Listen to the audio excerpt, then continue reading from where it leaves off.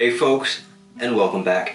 I'm Daniel, and today we're going to be taking a look at the Forest of the Damned, one of the newest Epic Encounters boxes from Steamforge Games. Now, Steamforge is a longtime sponsor of the channel, and they did send this along for free for us to look at. So we're going to take it apart, have a look at what's inside, paint up some miniatures. Let's get started. So here we are, the Forest of the Damned. 17 miniatures inside, a double-sided game mat, an adventure book, monster stats, and a whole bunch of information about how to run it. Fantastic. Let's get this open and have a look. While we do that, I just want to say that Steamforge Games is actually our longest, most consistent sponsor on the channel, which obviously I'm incredibly grateful for, but that does not mean that I'm going to spare them if what's in here is no good. I'm a huge fan of theirs. In fact, I've been collecting their back catalog of miniatures, all the stuff that they don't send me, for some time, but it's not a case of I'm a fan because they sponsor me. It's the other way around. I reached out to them about sponsorships because I'm such a fan of their work. Alright, now let's actually look here, see what we've got. We can start with the battle map.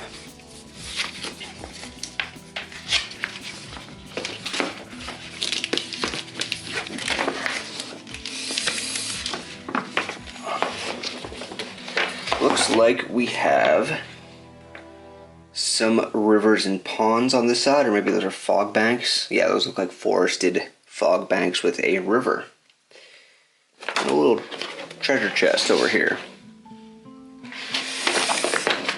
And on the other side, okay, a much more dangerous looking river with a bridge crossing and some embankments.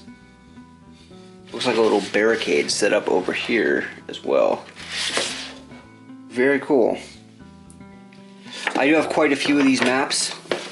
I don't get a ton of use out of them because personally I build so much terrain that I prefer to set up my own stuff, but they do get used for these scenarios and just once in a while when it's more convenient. We have the encounter book for the Forest of the Damned, which we're going to take a look at. But I will go into more detail about what's actually in here as I'm painting and once I've had a chance to take a look at it. As you can see, we've got some pretty great art in it. It's how to set up your battle maps.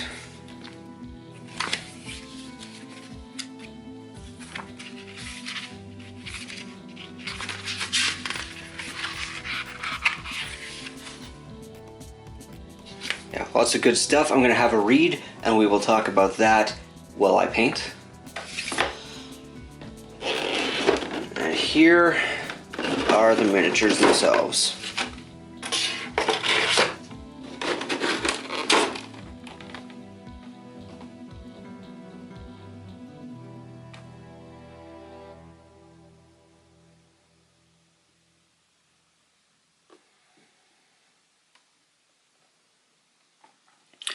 Looks like we have a set of, appropriately enough, forest monsters. I really like these weird designs, like the open faces that they all have, like rotted out tree trunks or rotted out, gnarled old trees. Actually, the detail on these is quite nice. I have had issues at times in the past with the sets of smaller figures, where sometimes the details are not as sharp as I would like, but I'm not seeing that here at all. They've been a lot better recently about those things, and this is, this is actually quite impressive. I really love these kinds of multi-limb designs for this. I saw these on the box and I got really excited about them. They're so strange looking with their six legs, the strange sort of crested heads. Very cool. Looks sort of like a rabid hound, but, you know, obviously a tree monster. Love that. And these guys, I'm very excited about these two. These guys have like these giant open holes for a face. It's very edges towards body horror almost, which is very cool to me. Alright, I'm gonna get a selection of these primed up. I'm gonna read the book, and we're gonna do a little painting. Okay, I've got a few of these miniatures primed and ready to go. I did a 3-stage zenithal prime with black, yellow, and then from just directly above, white.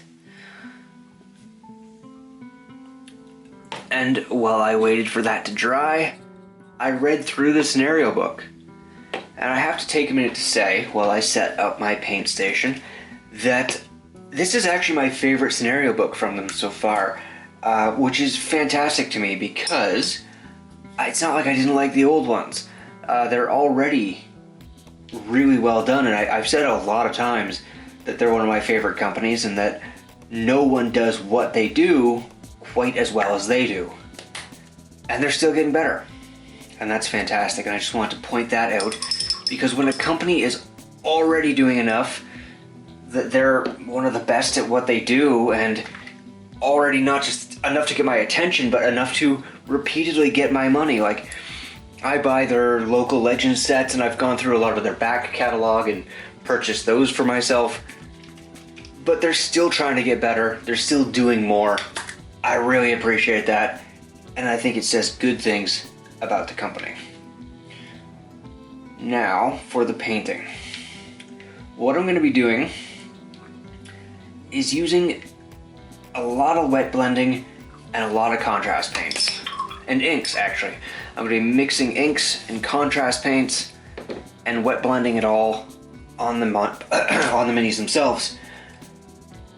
So what I have out is Wildwood, Skeleton Horde, some sepia ink, some sap green ink, and some contrast medium. Now, I haven't used this exact method before, but I wanted to give it a try. So you'll be coming along with me to see how it goes. Alright, I'm just going to start wet blending these. This is the sepia ink with the contrast medium going on first. I'm going to grab some Wildwood, get that in there.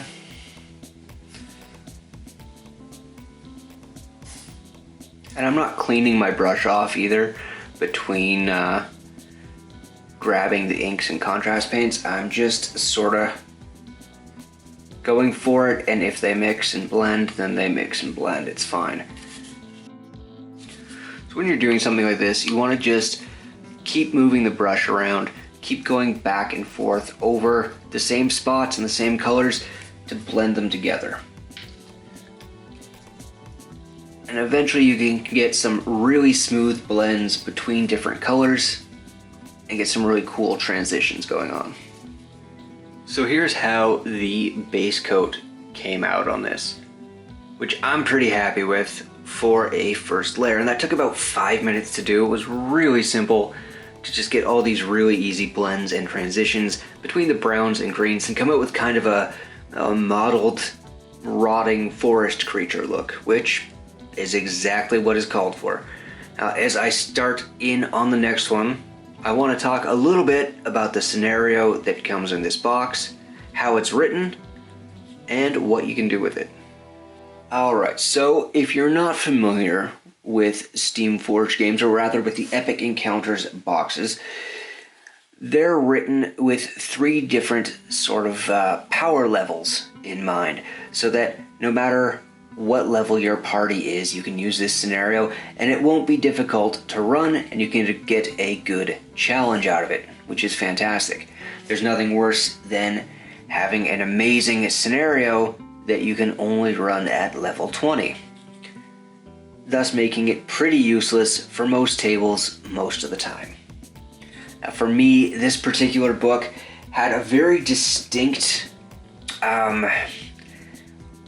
almost old school JRPG flavor to it, which might be a reference that some of you won't get, but one thing that was very common in those old Japanese RPGs was a haunted forest level. An area in the game where you went into a creepy and inexplicably haunted forest and you had to solve the mystery while dealing with all of the strange and unnatural inhabitants. And that is very much what this feels like, which is super cool to me. It has a very throwback kind of retro vibe to it, which I sort of love. Now, the book is also filled with different hooks that you can use to get your characters into this scenario. If you don't want to use the specific method that's brought up in the book, there are other alternate ones that you can go ahead and use instead, which is really nice and makes it a little easier to actually use at the table, which is always appreciated.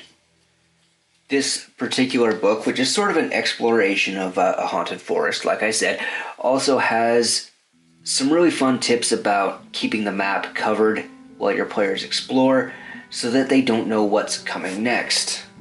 Which is nice that they think of the specific scenario they're writing and give you tips about how to make that cooler for your table instead of just leaving it as a sort of a generic slapdash product. They actually put some thought and work into making this specific scenario work and what you can do to make it run a little smoother, and I appreciate that. Another thing that I appreciated about the scenario booklet is just the variety of encounters included in it. There are ambush points, there's environmental hazards like a big river to be swept up in, which is a lot of fun. There was a impenetrable hedge to overcome that has tables you can roll on to see the outcome of messing with it in different ways. That kind of variety is a lot of what I love about these scenarios, and it's one of the things that really takes the work out of GMing them. I don't have to come up with extra stuff. I don't have to spice these up or anything like that. They come out of the box ready to be run, which is great.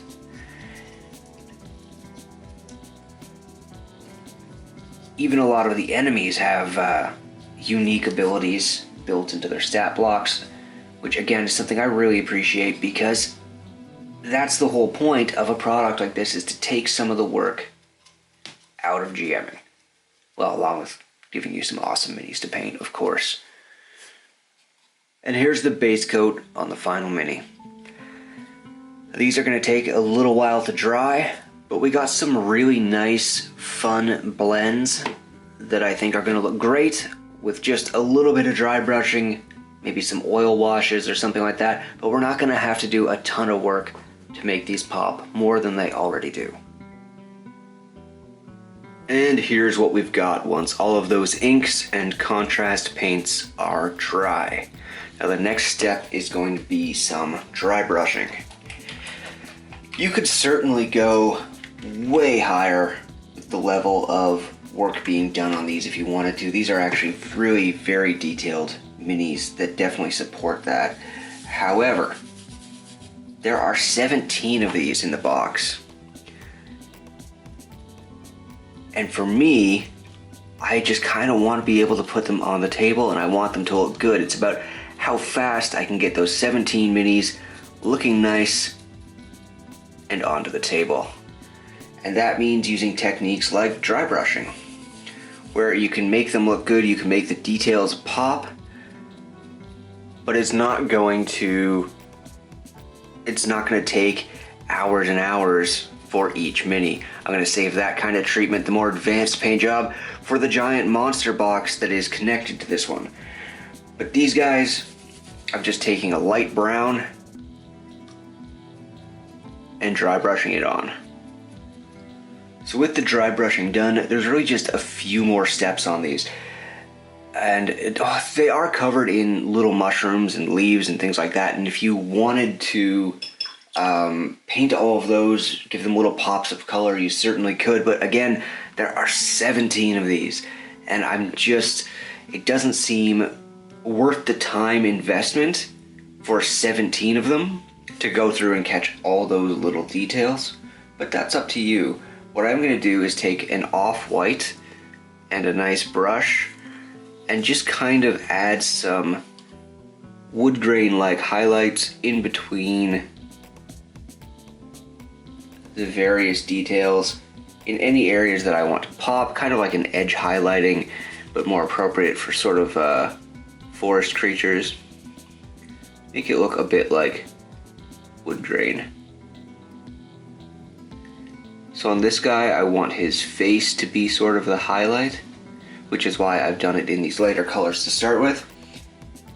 And now I'm just going to kind of bring some of those details out with a few fine lines.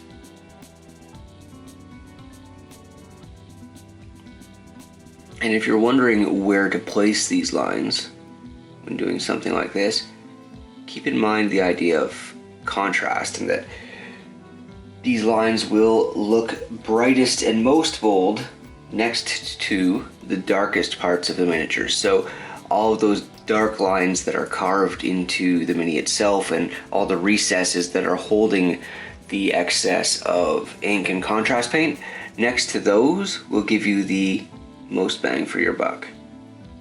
So the manual highlights are done. It was just a little bit of work. As you can see on this one, I chose to bring out the sword and the shield with those highlights. He really has no face. It's sort of a rotted tree stump for a face. So there was no point in highlighting that. Instead, I wanted to highlight what was dangerous about this monster. So I brought out the sword and the shield on this one, and I think that looks pretty great. On this guy, I brought out the ring around where his face should be. It's so creepy. I really do love this sculpt. This one in particular. I mean, these are all pretty great, but this one in particular I love. Very cool. And on this fellow, I brought out his face and his claws, and I took the time to dot his eyes while I was at it. Now from here, I'm going to move on to an oil wash.